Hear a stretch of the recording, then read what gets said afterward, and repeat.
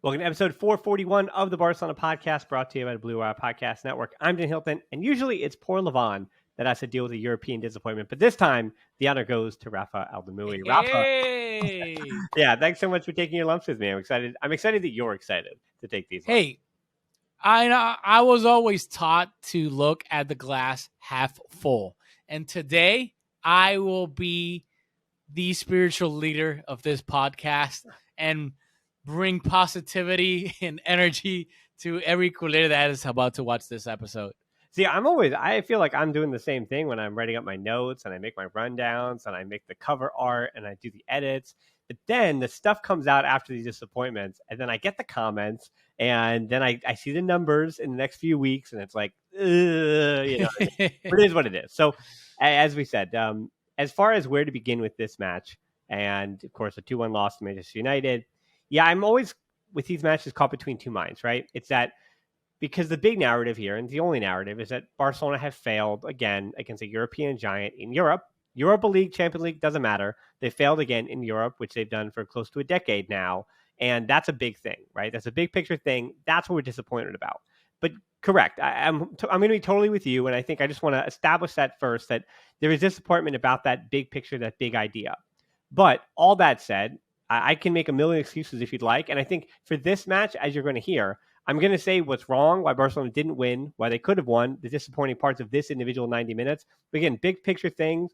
You and I are not calling for Xavi's head because I can't possibly do that. As I said before, it feels like an excuse, but it's a big enough excuse. When your club basically spends itself almost into bankruptcy and you've got to find your way out, that means that the 12 to 14 players that your manager can trust and does truly trust to be high quality players, that being when Araujo and Christensen are unfit in Champions League, Barcelona knocked out of the competition. You're missing Pedri, you're missing Gavi, you're missing Dembele. With those two different competitions, Champions League then and Europa League now, those 5 players missing for those matches are enough for me to say no. I mean, maybe one of them, you're supposed to be able to overcome that, of course. Maybe even 2 of them, you can overcome that. But the way Manchester United should be treated like a European giant, even they're in Europa League, the way that they're playing right now, the way they're in form, the way Marcus Rashford came into this tie as the hottest striker in all of football at the moment, truly, as far as goal contributions and things like that since the World Cup break, hottest striker in all of football. So for you not to have, again, all of Dembele and Gavi and Pedri, the team they valiantly tried to survive that, but it just wasn't enough. And again, I can say that in the same breath that I should say Barcelona are still and should be expected to have hung on to that 1-0 lead that they had. They played well enough for 45 minutes where I said, hey, this team is good enough to get this result here. And then when we're finished with 90 minutes, you understand that the depth is not there and they're just not good enough. As far as this game is concerned, I think it's appropriate to obviously mention that we were without Pedri, without Gavi, and without Dembele, who all 3 of them are essential to what we want to do. Mm-hmm. As far as the game goes, I think we can. Obviously, I'm not calling for Xavi's head whatsoever. I do think that it's good to analyze and critique maybe his options. I know he didn't have that many, but I do think the insertion of Sergi Roberto, at the end of the day, it's something that to me it's almost a little bit mind-boggling that we're talking about Sergi Roberto starting an important European game in 2023 still. I don't mind whatsoever seeing a guy like him being on the team, having a salary, like really low salary and whatnot. But if for what he did, and then I'm going to talk about the bigger picture, and that's where I'm going to bring like the power of positivity for everyone on this podcast. But concerning the game, you can't tell me, and I don't mean you, Dan, specifically, but in general, that what Sergi Roberto did, like Ferran could have done that at the same time. Like to me, it's a shame that we got Robert Lewandowski, and it's clear that he's had a dip in form after the World Cup. I get it. But at the same time, he's a player that needs to be provided in order for him to then finish his chances, because he's one of the best, if not the best in the world at that. So if we're not going to create an environment, and now I'm talking a little bit more about this 4-4-2 and whatnot, if we're not going to create an environment to make the best out of having Robert Lewandowski. That's like getting him balls from the right, from the left, from the middle. If we're gonna then be a little bit more conservative, because if you play Sergi Roberto instead of Ferran, you're being conservative. And to me, that then we want to surround Busquets with players so that he doesn't get exposed at his age coming back from an ankle injury, which I completely get. So then it's a matter of like pick your poison. Who do you want to, in my opinion, try and like help Busquets out or help Lewandowski out? So Yeah. it's something that I it I'm just putting it out there. It's not that it's wow, I'm super mad. Well, I actually want to do push back on that a little bit, because I think the question to that is not whether or not you want to help out Lewandowski or Busquets, because I agree with your sentiment about that, but it's a matter of when do you want to help them? Because the great irony is that, and I wrote about the three options I thought Xavi had, and my third option of the three was that four midfield combination that we saw today to start. I didn't think that's what we were going to see. Because again, conventional wisdom would be that Ferran Torres, even on the left, had come off a good performance against Cadiz. You'd want him to start to support Lewandowski. And if you're asking him to play as an inside forward, almost making him that fourth midfielder, you know that Ferran Torres can kind of do that to good enough effect. It was just a matter of defensively, as you mentioned, you're not going to get the same production for Busquets. But again, the irony there is that Barcelona, with that starting lineup, we're up 1-0 and we're the better side, right? It's that when you put on those additional attackers, and again, this is not Ferran Torres or even Ansu when he came on late, but Barcelona came out in that second half and got punched in the mouth in a way that, regardless of that starting lineup in the first 45 minutes, that may have happened for XYZ reason, right? And we're going to try to figure that out. But I think the starting lineup, as far as taking control of that game at Old Trafford, kind of taking some of the wind out of the United sails, I think Barcelona did that really well. And while in hindsight, I agree with you that I didn't think that was the right lineup that he should have gone with to get on the front foot.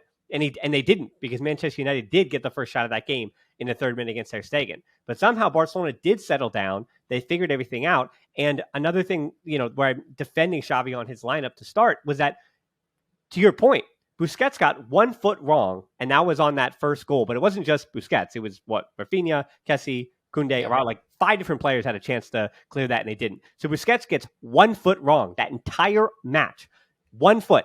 And that's the one to remember, of course, on the first goal. But he was, that being Busquets, so good in that first half. And Frankie de Jong was the best player, arguably the best player on the field for either team in that first half as well. So if you're getting the best out of de Jong and Busquets, you are going to, again, just kind of pray to the football gods and say, hey, Kessié, can you please just, you don't have to be Pedri, just give us like 80% of what Pedri does. And Roberto, can you give us like 85% of what Gabi does? Because I said it in the 5 headlines, and I'll argue it again here, because I do kind of want to do the Roberto Kessié thing, because I have a whole thing on them. But I don't think, if you replace Kessié with Gabi in that game, I think Barca might still lose 2-1 with that switch, right? If you just ask Gabi to be the right interior in that system and set him up there, you might get a similar result. I think Kessié was close enough to what Gabi gives you at the same spot as a high right interior that, again, maybe things happen the same way. But if you replace Gabi with Roberto as the left interior, I think Barcelona win that match. And if you replace Kessié with Pedri as the right interior, I think Barcelona win that match. Does that make sense? Like, that's the point I'm talking about positionally here, that I thought Kessié was good enough, but he wasn't the quality of Pedri in the same role, asked to the same job. And again, I think Roberto did somewhat of what Gabi does, but as you mentioned, it wasn't. And I think the image that is going to be burned into my mind, the way that Dembélé missing against Liverpool all those years ago is seeing that replay from behind the Manchester United goal of Roberto and going, I mean, we watched it live. The ball was bouncing, but does Gabi finish that? Does Gabi bring that down better and finish that ball the way that Roberto should have? And then on the other side, does he get a better touch on that ball to bring himself back inside as opposed to toasted towards the goal line? Does he bring himself with a touch back closer, and does he finish that chance? Because Roberto and Kessié both had the opportunity, and those are both moments, I mean, within a second of each other, where I go, Pedri and Gabi probably get that. And that's what Europe is, though, right? And I think I want to lead you into your, I guess we'll put a pin on Roberto and Kessié. We'll get back to this, but I want to kind of lead you back into your, silver lining as to like why it's not so bad, big picture stuff. Because when you're talking about this game in particular, you're talking about the difference between Gabi and Pedri. and Kessié and Roberto. And you are talking about one or two positions and the slim margins of quality that exist at those positions, where the players who substituted for them didn't do anything wrong, but they didn't go and win the game the way that those players might have. Yeah, and that's the ugly truth. Like, there's nothing more that I would have loved to say in this podcast, on Twitter, on my YouTube channel, to like everyone. I was like, yeah, let's go out. We're Barcelona. We gotta win every competition. And but then you gotta look at reality. And in my opinion, the drop of quality from the starters to their replacements is it's very big at the moment. We saw it, sadly. The reason we're playing in the Europa League is because of that difference in quality in our defense. We saw that during the group stage. Sadly, Araujo got injured, Christensen got injured, Koundé got injured, and then who had to play? Eric, Marcos Alonso, and PK, and Sergi Roberto. And we know that our starting defense can go toe-to-toe with almost everyone. But if one or two, and worst case, three, get injured, then it's a whole different ballgame. And that defense that has to come in isn't nearly as good as the starters. And now, sadly, we saw something of that kind, but with the midfield. Busquets, even though he had a great first half, he was coming back from an ankle injury. A 34-year-old Sergio Busquets, who, to begin with, like, his pace and movement, like, was never his forte. And now we got a 34-year-old Sergio Busquets coming back from an ankle injury. Pedri, injured in the first leg, can't play at Old Trafford. Xavi, suspended for the second leg at Old Trafford. So what happened to us in the group stage of the Champions League with our defense kind of happened with our midfield for this tie. And the power positivity that I want to bring into this is that, for you, sadly, the way the Europa League works, when you get bounced from the group stage of the Champions League, you don't even go straight to the round of 16. This is a round of 32, if I'm not mistaken. So in order for you to get to a hypothetical final, you got to play 8 games, 8 tough European games, though you get fatigue, injuries, and whatnot. And sadly, we saw that in the first leg. Pedri got injured. And it's not like, and he's out for what, three weeks or a month. So I don't think that Barcelona have quality in their depth, because I do think Barcelona, at number-wise, do have depth. But I don't think there's great quality. That the drop of quality from the starters to the bench, especially defense and midfield, I think it's very steep. So my worry was that, let's go out and let's win the Europa League. Let's beat United and whatnot. Yeah, we beat United. And then we're not even in the semifinal. We're in the round of 16. And we got a tough semifinal matchup against Real Madrid in the Copa del Rey, which I think every culé wants to win. Yep. I know we're in first place and we're 8 points ahead of Real Madrid, but that can go out in a breeze, because let's say Almeria. We're facing Almeria on Sunday.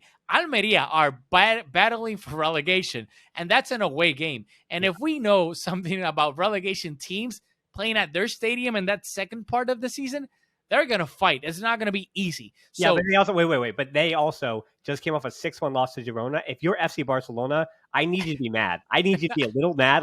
Ansu. I'm not saying I expect 5 goals from Ansu, but if I'm Ansu Fati, I'm going Girona put 6 behind past Almeria. I just you would hope so. I do agree. You have to get there. I completely agree with that part. You would hope so, but at the end of the day, my worry with us getting farther and farther into the Europa League, if we had beaten Manchester United, is that fatigue and injuries tend to add up. And then I don't think we got quality in our subs to make up for that. So hopefully Araujo is fine. Like Xavi said in the press conference that it was a knock, that it was like fatigue around the same area that he had the surgery on. And then Araujo said, I think it was to Barca TV or the television rights holders. He said that, again, like he was noticing fatigue in that area. And let me remind you, like during the Super Cup, there was a worry that Araujo had fatigue and whatnot, and he still played through it and has been playing through with that fatigue. So if we had kept on in the Europa League, it would have been fine and dandy. Like, oh my God, we beat Manchester United, whatever. But we got to be realistic. Like, if our top defense isn't there, we will suffer with the likes of Marcos Alonso, Sergi Roberto, and Eric Garcia. And that's my biggest worry. Now, it's a tough pill to swallow because like you don't want to lose to Manchester United at Old Trafford, and I get that. And then Real Madrid fans making fun of you, I get that. But I think if we go and next week we beat Real Madrid in the first leg of the Copa del Rey semifinal, I don't want to say this will be forgotten, but I don't think this will be like, oh my God. I think the failure was getting bounced from the group stage of the Champions League, that was it. not getting bounced from the round of 32 in the Europa League against United. Yeah, I definitely can agree with that because, like, let's say it's Arsenal next round, right? If Barcelona lose in the round of 16 against Arsenal, I mean, you're really what are you losing out on having lost a round earlier? You're legitimately only losing out one European gate revenue night, right? You're losing out on the gate revenue of 90,000, which again for Barcelona, every dollar counts as long as they can keep themselves out of the scandal for like 2 seconds. But yeah, I mean, to all of your points, like I definitely can find ways where and to not to say, oh, back in my day, you'd celebrate La Liga, but if you are a Kool-Aid long enough, you learn to celebrate the La Ligas and the Copa del Reys, and you do understand that the Barcelona were on top of the world. They were spoiled for a little bit of time when the trophies kind of lost their luster a little bit because there were so many of them, and the biggest ones were coming in, and the Liga is going to matter. And there's a Tifo Football had a great thing about Barcelona because again they're as much as I do enjoy them and they're smart people, it's also English punditry. So it was a lot of the idea that the number that Kool-Aid should be afraid of in La Liga is that a lot of the expected goals, like Barcelona and Real Madrid have similar defensive expected goals, but Barcelona have, as you know, conceded an historical, or lack thereof, where it is not sustainable. Like as lucky and good as they've been, they can even get a few more a month or two out of this too, and Ter Stegen can be great. But at some point, the number is going to go back to regular, right? They can't do this in the Liga all the time. But in the Liga, they can still, because of the dearth of quality there, they can still win games. They can still get 3 points when they might not deserve it, right? And the numbers don't pan out. And I think that quality too, just to go back to it and harp on it, is that drop in quality, as I kind of put a wrap on this Kessié and Roberto thing, is not even, again, I want to be saying this, that it's not that Kessié was a problem here. It's that the drop off is just too large around the margins, around the small parts of this, where, I'll bring it up on the 5 headlines. So just skip like 2 minutes here if you already listened to the 5 headlines here. But to me, I was listening to this debate about the MVP for the NBA, right? And because Joker and Giannis have both won multiple MVPs already, it's kind of like, where's the narrative? There's no like new toy, right? To jump on, because both those guys are having just unbelievable seasons. Embiid, Tatum, like there's too many great guys who deserve to be MVP of the league right now. And so the debate is now coming down to these fine details. And I was listening to a podcast and somebody was bringing up the teammate percentage from 3-point off their passes, right? And as an argument basically for Joker, that his teammates are shooting on 3-pointers from his passes somewhere near the high 30s, almost low 40s. Like it's that good. He's just putting his teammates in spots to succeed. And Giannis's teammates are like 30% or lower, right? And so the passes that Giannis is delivering on 3-point shots is just, it's not helpful to his teammates in a way that Joker is setting his teammates up to succeed. And that is how I would actually explain Roberto and Kessié tonight. That there was nothing fundamentally that they did wrong. But unlike Gavi and Pedri, they do not set their teammates up to succeed in ways that those Manchester United substitutes and players in depth did. I mean, as far as like the tactics and things like that, again, other than Xavi having his team prepared for that initial punch in the mouth that you knew that United was going to deliver in that second half, I don't know what he could have done. The formation he went with, as I said, for 45 minutes made sense and it works. And again, 5 players could have cleared that ball in the first goal, but they didn't. But to Ten Hag's credit, he did have more depth. He had better healthy players. So Anthony comes on for Weghorst. Sancho goes to the left, Rashford through the middle. And all that did with Rashford through the middle is by starting in that position, Araujo was about, 5 to 8 yards deeper than he was. And now you're playing with a deeper line to start the second half than Barcelona did in the first. So you're not starting on the front foot. You're kind of waiting for that second half to figure itself out, and you're adjusting. And when you're adjusting, you're most susceptible to getting scored on, and that's exactly what happened. So Barcelona concede. Fred, and fair play to him. Fred gets a lot of criticism from Manchester United fans, but he had a really good game too, opposite De Jong. Like, he was just good. And sometimes European opponents are good. And same thing with those little minutia where if Lewandowski scored in stoppage time, if Ferran Torres' cross is either just a bit lower or Ansu times his jump a little bit better, if Koundé has his header just a little bit farther down to the right and De Gea doesn't stop that, like, those are the small margins. People say that Ten Hag, managed circles around Xavi. He didn't, but I think he utilized his depth better than Xavi did. He found better ways to make Antony dangerous, to pin back Balde, who was still really good in that game, dealt with Antony. I know Antony had the winner, but very little can be put on Balde for just how good the youngster was in that game, and something to build on here. But as you said, like I said in the 5 headlines again, Arnaud Tenas, Marc Casado, and Pablo Torre. There were 3 players on that bench for Barcelona that Xavi was never going to put into that game. And that's just a reminder that it wasn't even just Dembele and Pedri and Gavi. It's that extra forward that didn't replace Memphis Depay because Barcelona couldn't afford it. It's that extra midfielder that Xavi wanted when Nico Gonzalez went out on loan, or Pjanic, right? It's like that just one extra player that seemed to let Barcelona down tonight. They didn't have it.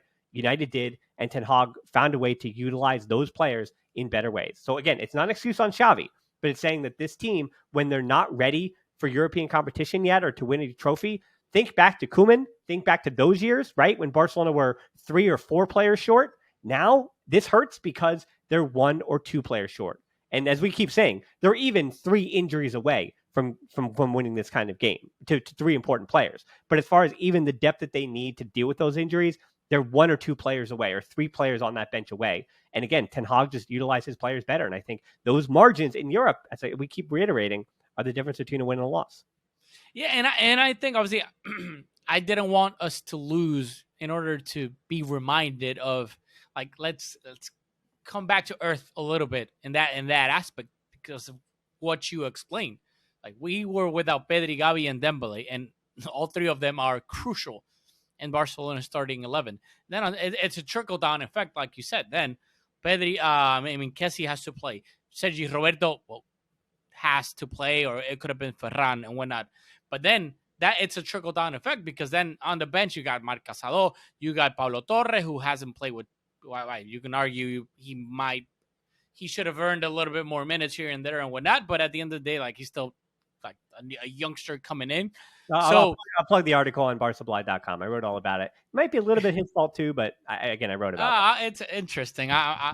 There's a lot of people, like Spanish-speaking people in my chat. Like, when I go, like, it's like the Ricky Push hive left for Los Angeles and the Pablo Torre hive arrive, and they're mad at Xavi for that. Like, they remind me every single day. I did try to get their attention. I did title the article "Pablo Torre, the next Ricky Puig?" ? Right. So I knew who I was looking for. I knew my audience. That's good. I love it. But yeah, it's a case that I think we do have to remind ourselves that, like, our starting 11 and maybe like our 12th, 13th, 14th player, we can compete with almost everyone in Europe, and we've done it. When we're healthy, we've competed and beat Real Madrid. So it's just a matter of reminding us that like, for example, like Rafinha, we can talk about Rafinha and whatnot, and what we spend on him and yada yada. And if that could have gone to other players to reinforce, like a right back and whatnot. But it's good to remind us, like, taking like Rafinha out of the equation and his price tag and whatnot. It's good to that it reminds us that this squad still needs improving. That sadly, because of the financial situation, salary limit, Tebas, Bartomeu, the pandemic, however you want to split the percentage of the culprit, we still have things that are working against us to, quote unquote, fill that perfect squad that we want. And we got to take that into consideration, because even tonight they asked Xavi about that during in the press conference. Like, hey, what can you do during the summer and whatnot? And he's like, hey, I don't know. Like, that all depends on the salary limit. What, like, the La Liga allows us to do and whatnot. And then it's that aspect that we meaning Mateo, Laporta, and company, we gotta like hit the right button in order to like bring these free transfers, because that's like, we got to be honest, like there's not going to be probably a big transfer like Rafinha, Ferran, and whatnot. It's going to be free transfers, but we got to bring in the likes of Christensen's instead of the likes of Marcos Alonso's. So whoever that might be, whoever you might like a Kante or Endika from Eintracht Frankfurt, whoever that might be. Like, I'm just throwing random names out there. Whoever that might be, we, and by we I mean Mateo and Laporta and company, that is a vital part of how we can strengthen our squad in order for this not to quote unquote happen next season. Like the free transfers that we bring in have to at least, I'm not saying that they gotta be as good as the starters, because that's to be realistic. More often than not, they're not gonna be. But we want that drop of quality to not be that steep, so that we're not playing against Manchester United at Old Trafford with Sergi Roberto again. Not to this Sergi Roberto, he's a great person, but he shouldn't be playing for Barcelona as a starter in a big European night in 2023. Sure. And I think too that that's like the argument about the EPL and their money now compared to what Barcelona and Spanish teams have to do, right? I have nothing but such high praise for Real Sociedad and what they're doing this season, because you look at multiple seasons now that they've had, they have an influx from their academy, and the guys that they brought in seem to just perfectly fit with what they're trying to do. Real Betis had that string there about 2 or 3 seasons where they were making every right choice, and they got a European spot for that. And so for Spain and Spanish clubs in particular, there's just a small margin. Like, you can't get it, again, small margins. You can't get it wrong because of how little these Spanish clubs have to spend. Because even Real Madrid, like they're basically, their game plan financially, of course, is to, make sure your books are pretty much even by buying really expensive young players, right? Like Vinny and Rodrigo, but then the ones they failed on, like Renier, and then you wind up selling those, those talents, those big names. I mean, Odegaard, right? You wind up selling those names that are big names because they were big prospects then, and you wind up maybe even eat some costs. You either eat some costs, or those players are now really, really worth your while, right? And they're winning you trophies, and they come good. So that's Real Madrid's strategy. That's how they wind up like not losing too much. But Barcelona can't afford 35 million euros to fail on a 17-year-old Brazilian. Like, they can't get that wrong. And so that's where Barcelona is now too, as you mentioned, where they have to get it right. They have to get the 1 or 2 or 3 players on those margins right in a way that just, when you're in Europe, those EPL teams don't have to do. Like, they can get it wrong. I mean, Bayern Munich even has gotten a few wrong through these last few seasons. And, and then going forward, yeah, I mean, it's just like, yeah, it's frustrating for Barcelona, because if you get it wrong and you're looking at your bench after 1 or 2 injuries, you're going to lose to an EPL side that might have 2 or 3 players up in the stands, right, watching and collecting huge wages, and it's not that big of a deal. And it's funny you bring up Rafinha too, by the way, because I want to make sure I set the record straight on him in the post game over this two leg tie. Honestly, I felt like made 3.5 mistakes, if you will.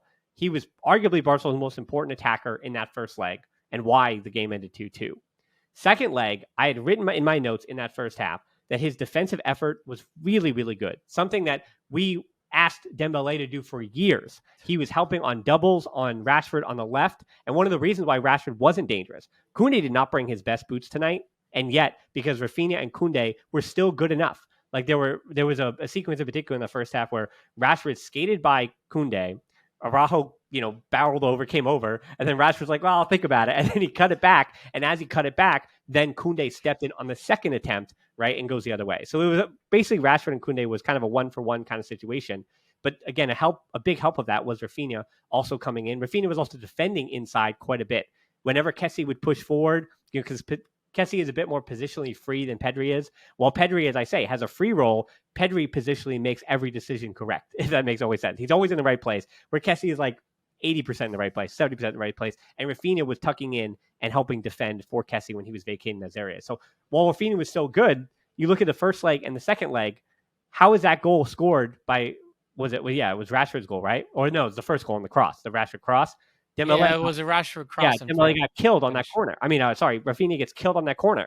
And then here on the second goal tonight, Bruno Fernandes skates by him after Luke Shaw he get with a heel kick back for the pass, and now Rafinha gets killed by Bruno Fernandes, and then 2 or 3 bumps and passes and weird balls and bounces later, then Antony puts it in the back of the net, right? And so Rafinha and the other bad moment we'll say, because I don't offensively had no issues with him in the first leg. This leg, you go, were there moments when he could have gone harder at Luke Shaw and he didn't? Were there moments when he could have 1v1 tried and gone after him? But I'm not sure about that. Like, I think with the positioning of Roberto, who would come over to be more in the center, and then Kessié would be there, and Koundé would, as best he could against Rashford, get forward. I thought that there was numerical advantages happening to good effect on the right side because Barcelona basically did the inverse tonight that they usually do. The numerical advantages happened on the right, and then they would wind up trying to kind of build something through the middle there, leaving Balde as the isolated winger. Again, why I continue to compliment Balde, because he had to kind of serve a different role and be that 1v1 winger and the left back at the same time, and he did that to good effect today. So I think instead of, kind of poo-pooing what Rafinha did, I'm saying that he was being asked to do different things tonight, and he did those well, with the exception of that one moment when he could have defended Bruno Fernandes better. But if anything, I want to kind of substitute that as a huge compliment to just how good Balde was tonight. I will poo-poo a little bit on Rafinha. I know he's please do. I'm being I'm being name glass as full glass, half full. I get it. The problem I have with Rafinha, sadly, is his price tag, and he's not at fault for that. That's not his fault whatsoever. It's Barcelona's fault. We pay what we paid for him to Leeds. But for a player, if you want to, I don't know what the end transfer fee will end up being, 50, 60, 70, whatever that may be. When you buy a player for that amount, 50, 60, 70, in Barcelona's financial circumstances, but it's like what we were talking about earlier. Like, if you're going to splash the big cash, you better splash that cash on a player that is going to be a difference maker. And I do completely agree with everything you said about Rafinha on the defensive side as a winger. He definitely helps out a lot, and that is really important, and I do applaud him for that. But offensively, and then I know like some people could bring out like his stats, like goals and assists and whatnot. But what I expect from a winger, like a Barcelona winger, is someone that, hey, I'm going to give you the ball and you create something out of nothing. And I don't think Rafinha, for the most part, does that. Like he's a great crosser in a way. Like I think like those crosses to the second post are deadly in my opinion. And he's like when he's on, like he has some like nice through balls to that space near the near post and whatnot. But like 1-on-1, like I think I may be a little bit exaggerating. I don't know if like I was gonna say the chat. I think I'm always live, like in the comment section. But I think Balde is better than him 1-on-1. Like going by people, I think even Balde is better at that. Like every time that I see Rafinha, I don't get the feeling that he's gonna go by a player, and then that creates obviously like you gotta rotate and whatnot. I just don't like see him in that aspect, and that. It worries me because if we pay that amount, like I want to see something like a Dembele, a Vinicius. I know like they're like what top 2 wingers in the world. I get that, but I'm not talking about like them per se and they're like their end product, what they've done. But that kind of player, and I know that United paid what like 100 for Anthony, and he hasn't done anything whatsoever. I mean, I know he scored now, but. So what I ask of a winger, and I just, to me it's frustrating because I just like see him like passing the ball backwards to the middle. Like if I see a winger, even Ansu, obviously not now because he's not right as much as it pains me to admit it. But when I see a winger, what I expect from him is like, dude, like do something, dribble past the left back, the right back, create something. And I just don't see that enough from Rafinha. And that's why it worries me in a way because of its price tag. Because if we had paid 20, 30 for him, then it is what it is. It wouldn't worry me. But given our financial situation that we just can't miss on our big spending, it worries me that we paid that much of an amount for him. And then we do know that come summertime, like tough decisions are going to have to be made regarding some players, whether we like it or not. Before it was like, oh, Frankie de Jong, like it doesn't look like Frankie, and I'm glad is going anywhere, and I'm glad that he's staying. But I think the tough decision is gonna be up top. And if you like, what do you do? Like, yo, well, you were talking about the Real Madrid earlier. Like, sometimes do you cut your losses? Like, if somebody comes in with 50, what do you do? I think you're gonna like take their hand away and like say goodbye to Rafinha. Like, just put it out there in a way that's what worries me, given that context of how much we spent on Rafinha or a guy like Ferran and whatnot. That whether we like it or not, given this circumstances, if we want to like what do upgrade other positions that we know we do have to upgrade, right back, defensive midfielder, there's gonna be like we're gonna have to make tough decisions come summertime, and I want everyone to like be wary of that. Yeah, I mean, it's fortunate because the irony about the Rafinha stuff is that in the Liga, he has more goal contributions since this World Cup break than anybody else at Barcelona.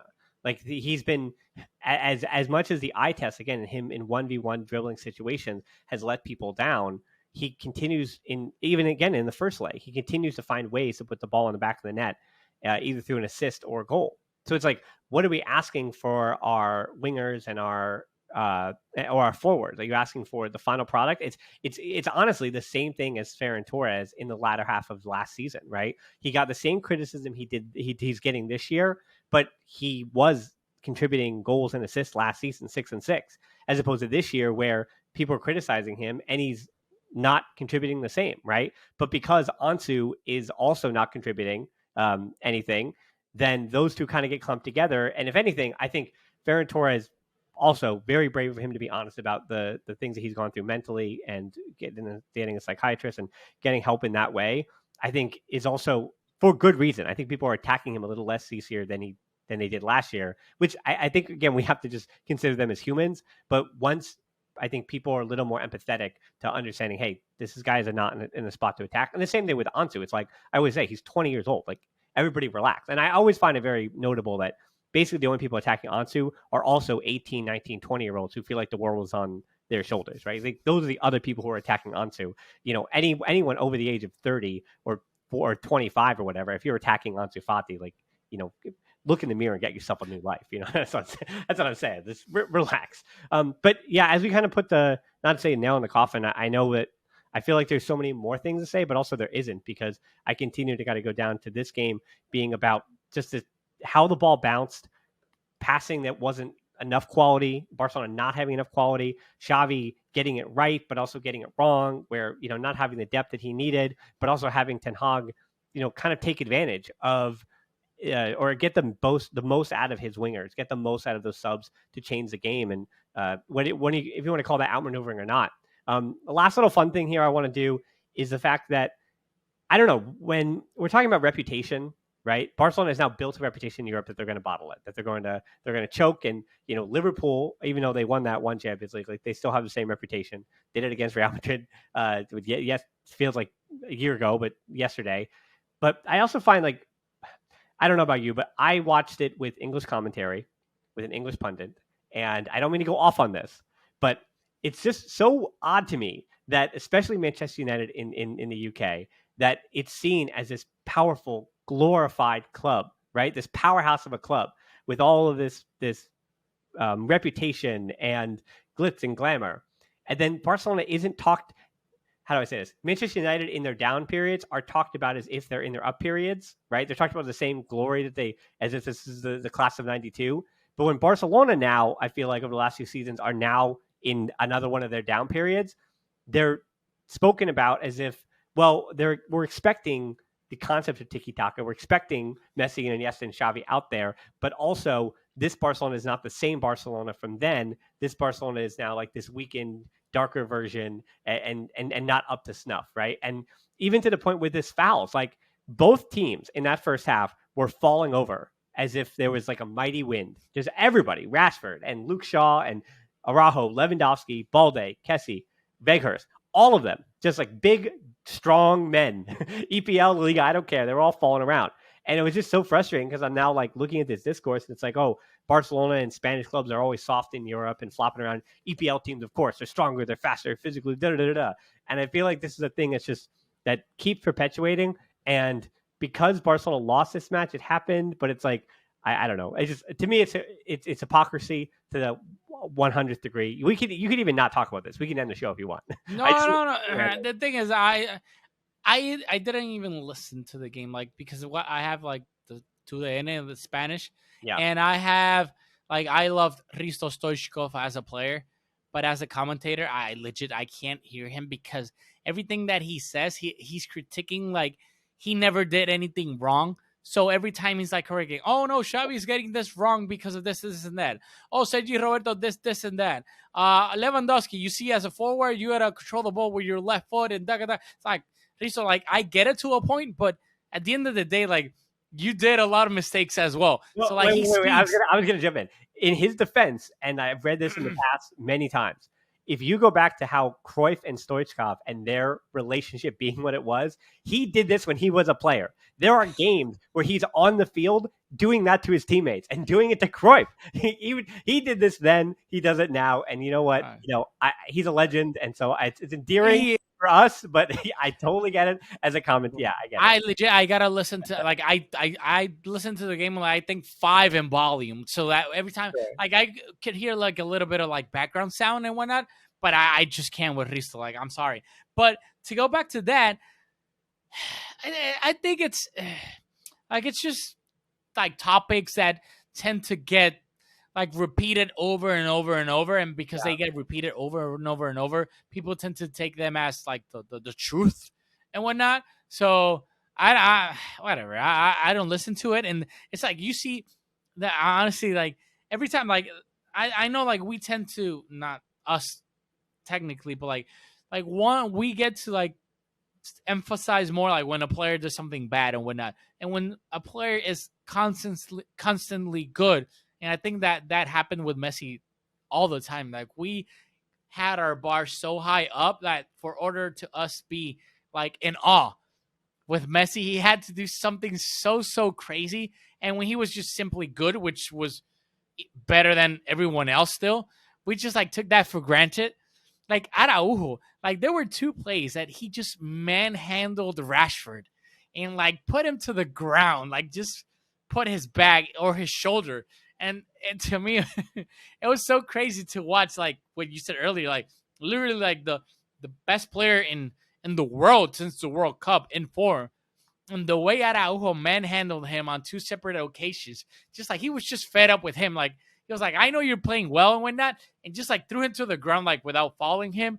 And it was like, damn, like Araujo, like it's just crazy to think that we have what a top 3-5 center back in the world. To me, you could argue he's maybe the best center back in the world right now. And I don't know. I just wanted to end on a positive note that for everyone, like we got legit like a top 3 center back in the world. Like if injuries permit, like we're gonna enjoy Araujo, his speed, his strength, everything.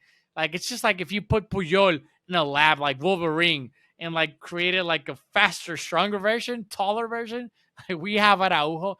So I don't know. I'm just in love with Araujo and just wanted to end on a positive note once again in this Yeah, podcast. I mean, it's the joke you always hear that if Pedri Gonzalez was Peter John, he'd be worth 300 million euros, right? And it's like it's true. I mean, it's a good thing, I think, and I do see this too, especially for my friends who follow the EPL, that Araujo is this best kept secret. Like people are like, oh, he's coming up next, but fortunately for Culés, like we know that he's already here, right? Yeah, And exactly. actually, for Real Madrid fans, like to their They credit, know. They know. they also get the same thing with Militao. That Militao yesterday, you heard everyone like, oh my gosh, he's finally arrived. And it's like, no, Militao was good last year too. And he's been good this year. Like he was arguably their best center back, even more than David Alaba last season.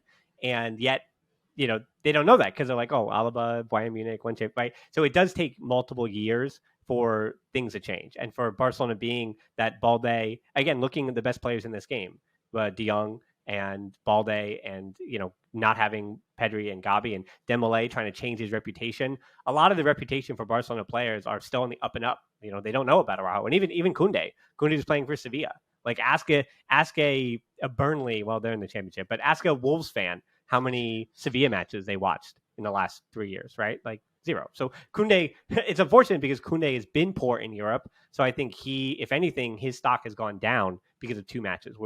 Kool-Aid, I think it's almost shocking how poor he was over these 2 legs. And I think him being at center back, we talked about last week about him being in center back again in the first leg was part of that. But even in this match, like he wasn't his best. And it wasn't even that he did poorly because it was Rashford. Like he was making mistakes with the ball. It was a weird tie for him. I don't know what it is, but just hope he figures it back out. And we're not having some argument about center back, right back, role things. But certainly we will have those arguments, Rafa, and you will be a part of them in the future. But yeah, I think that'll wrap it up. I'll give you the final word here. So yeah, I guess you already left us on plenty of positive notes, but how about one more? No, again, look at the glass half full. Sadly, yeah, we're out of the Europa League, but hey, we're still top of the league. We got 8 points, a cushion big enough that hopefully we either maintain or extend. Because yeah, like Real Madrid, they look great, but Liverpool are trash. They've been trash this season. So to me, it didn't surprise me whatsoever. Again, Madrid have a few tough games coming up. Like they got the Derby de Madrid this weekend. So if even Atletico come up with a draw, we might be able to go up 10 points. And then when we're talking about this on Monday, Thursday's game against United doesn't seem as bad. We also got them next Thursday, first leg of the Copa del Rey final. So the competitions that we are invested in 100%, which is the league, which is the Copa del Rey, we're in the semifinals, we're still in them. This was the round of 32 in the Europa League. For us to get to the finals, we still needed to go through 6 more games. So, hey, let's focus on what we have in front of us, which is really, really good. And then let's cross our fingers that injuries respect us. Pedri comes back rather quickly. Dembele comes back. And then, hey, we're still good. Hey, we're still good. Mm-hmm. Yeah, I agree. So yeah, I hope that people continue listening and chugging on. I feel like after Champions League knockout that I think Europe was kind of done, like the dream of Europe. And I think that. And I say this one more thing. Like I was having this discussion in a WhatsApp chat, and one of my friends in the chat is a Sevilla fan. So obviously he takes the Europa League really seriously, and he was so happy that they were playing and whatnot. And like it was a little bit condescending, but like the Real Madrid and Barcelona fans of the chat, it's like the big teams more often than not, and the fans, and I want to say like the fans more, they don't take the Europa League seriously. Unless obviously you get to a semifinal and final, then obviously you want to win it. But when you're in these earlier stages, you see this as a hassle. Like, oh my God, we got to play this, injuries, fatigue, and whatnot. And it was funny because he was so excited that they won against PSV in the first leg. And I'm like, you do know that you got 6 more games, and obviously, hopefully nothing happens. But if your players get injured, you're battling for relegation. So this could end up being fool's gold in a way. So what I'm trying to say is that at the end of the day, for big teams with big history, this is like playing these types of rounds. It's more of a hassle than anything else. So let's keep that in mind. Again, that yes, the players, obviously they don't want to lose, but it's still a little bit of a hassle, and that's out of the way. Yeah. At the earliest stage possible. We don't got to go next round of 16, play against an Arsenal, battle injuries and fatigue, lose, and then we're like, oh, we beat United for what? So, again, let's look at the glass half full. Yeah, for sure. Nothing to add. So that'll wrap up. Follow him down in the comments below. Aldamuy Football, pretty much everywhere. You can find him on social media.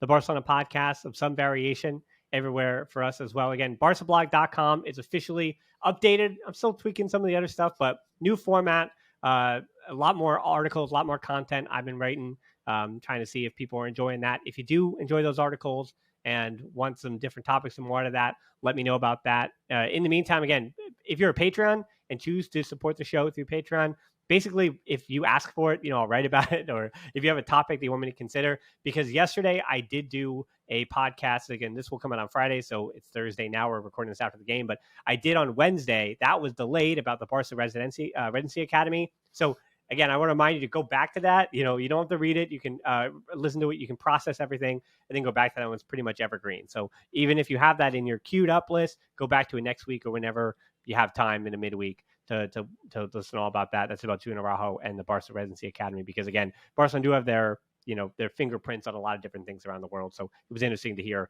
a different thing about FC Barcelona. So most importantly, no, thanks so much for listening to the show. Until next time, we'll talk to you soon. Barca Barca.